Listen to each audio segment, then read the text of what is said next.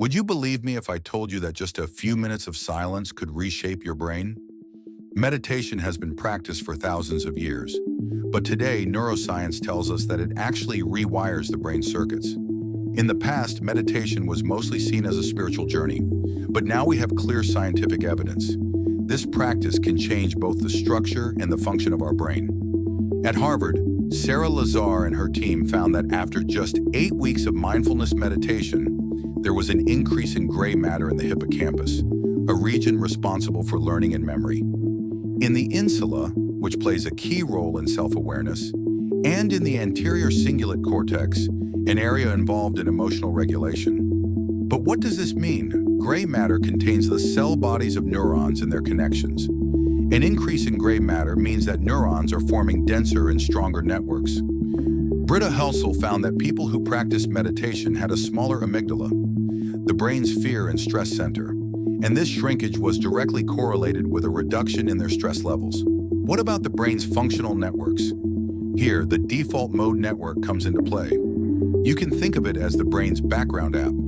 It switches on when you're not focused, when your mind drifts to the past or the future, or when that little voice inside your head won't stop talking.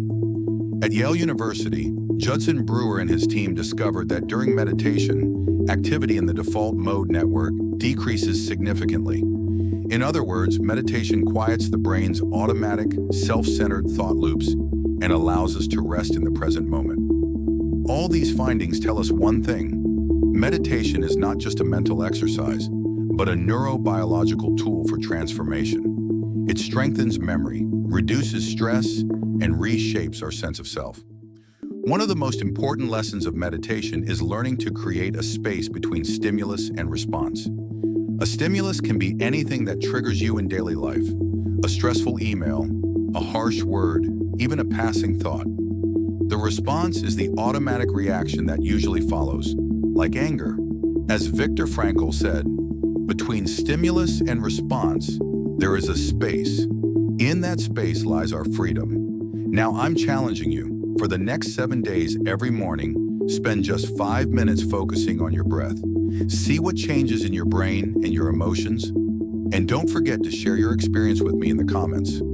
Your story might inspire someone else. If you want to discover more about the fascinating connection between the brain and consciousness, make sure to subscribe to my channel. And if you enjoyed this video, don't forget to give it a like. See you beyond the brain.